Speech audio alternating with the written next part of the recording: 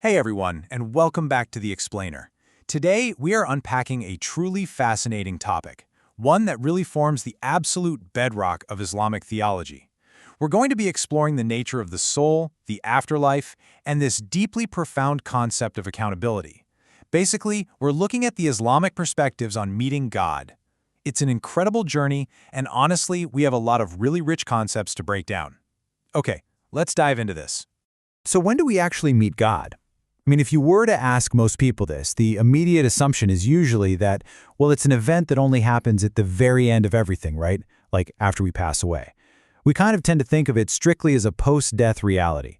But as we'll see in the source material we're exploring today, Islamic theology actually challenges this basic preconception in a really fundamental way. Real quick, here's our roadmap for today's explainer. First, the ultimate question. Second, the continuous encounter.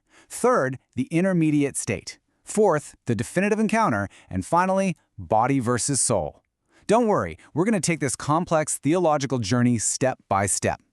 And this brilliantly illustrates the overall architecture of what we're talking about today. Instead of just one single, isolated moment in time, meeting God is laid out as a chronological, multi-staged process. It begins right now in Phase 1, earthly life. Then, it transitions into Phase 2, which is an intermediate state known as Barzakh. And ultimately, it all culminates in Phase 3, the Day of Judgment. You definitely want to keep this three-part structure in mind, because it's basically the key to understanding everything else we're about to cover. All right, let's jump right into Section 1, the ultimate question, defining the encounter. Okay, so here is the major paradigm shift we need to wrap our heads around. In Islam, meeting Allah is not some static, singular event. It's not just a finish line you cross at the very end of your existence. Rather, it's a dynamic, continuous process. It is constantly unfolding across entirely different stages of existence. The relationship is always active. It just takes on different forms depending on exactly where the soul is on its timeline. And that brings us perfectly into Section 2, the continuous encounter, earthly connection. So the source text actually outlines three very tangible, highly active methods of maintaining a connection with the Creator right here on Earth. Remember, the relationship isn't just reserved for the afterlife. Believers are engaging with God continuously, literally right now. The three main pillars of this earthly connection are prayer, reflection, and submission. Let's break each of these down a bit to see exactly how they function. First up, we have Salat, or structured daily prayer.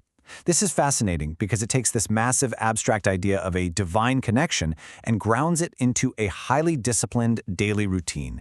The text describes this as the absolute primary means of direct, personal communication with God. It's a structured dialogue. It's not just a repetitive ritual. It's a dedicated, focused moment where the believer actively expresses their dependence, shows their gratitude, and directly seeks guidance. Let's see how this builds with the second method, tafakkar, which translates to deep reflection or contemplation. I love this one. It's such a powerful concept. It basically means that simply observing the universe, like thinking about the laws of nature, contemplating the stars, or reflecting on the moral teachings found in the Quran, all of that is actually considered a form of active spiritual communion. It takes intellectual curiosity and that profound observation of the natural world and turns it into a direct encounter with the divine. And this single thought really just perfectly encapsulates that first phase of our timeline. In this sense, a person is constantly meeting God through their actions and devotion. Now, the third element, submission, or Islam itself, is all about living your life according to God's commands. When you combine that daily submission with the structured prayer and the deep reflection we just talked about, well, the encounter isn't something you're just sitting around waiting for. It is something you are actively participating in every single day. Okay. Now we're going to transition from physical life to what comes immediately after death. Section 3, the intermediate state, the soul's journey. Now, what's really interesting about this slide is how the source material defines the ruh, the spiritual essence, or the soul. When physical death occurs, the text is crystal clear. The soul does not just power down. It doesn't enter into some state of passive sleep or unconsciousness. Actually, scratch that. It's the exact opposite. The ruh embarks on an active, highly conscious journey. So the physical body might have stopped, but the spiritual essence just keeps right on moving forward. Which brings us to the actual environment the soul enters, Barzakh. This is the intermediate state. You can kind of think of it as a waiting room between earthly life and the final judgment. But, as we see in the text, It's a very specific kind of waiting. The soul is fully conscious here. It's fully aware of its fate, and, crucially, it actually begins to experience the consequences of its earthly deeds. It hasn't reached its final eternal destination yet, for sure, but it is acutely aware of the reality of its relationship with God.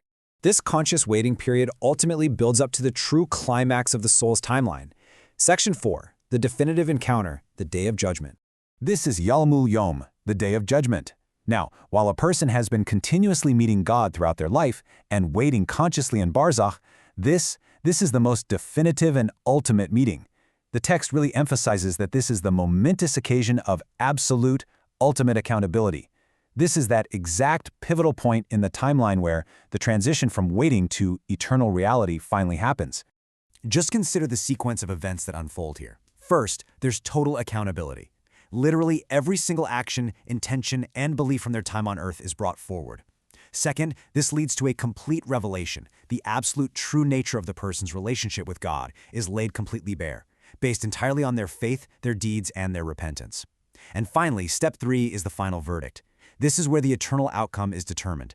Entry into paradise, known as Jannah, or hellfire, known as Jahannam. This is the ultimate realization of absolutely everything built during that first earthly phase. All right, let's pull all of these threads together as we enter our final section. Section 5, body versus soul, physical versus spiritual.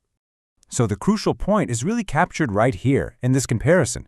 On the one hand, the physical body is temporary. Its existence is strictly confined to that first phase on earth. But on the other hand, the spiritual essence, the soul, spans the entire timeline. It is the one constant. It actively worships during physical life, it waits in full consciousness during Barzakh, and it stands fully present and accountable during the definitive encounter on the Day of Judgment to determine its eternal destiny. The source text summarizes this whole incredible journey with this final comprehensive thought. A person meets God continuously through their life's devotion, but the definitive, final, and ultimate meeting occurs on the Day of Judgment. This quote just perfectly balances the active, present-day reality of faith with the monumental, future reality of ultimate accountability. Which leaves us with this final thought to consider.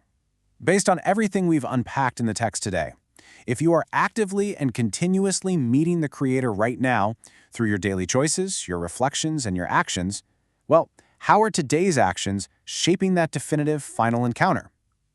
It's a really profound perspective that beautifully bridges the gap between our everyday routines and eternity. Thank you so much for joining me for this explainer. I really hope this structured look at the source material has given you some incredible insights to reflect on.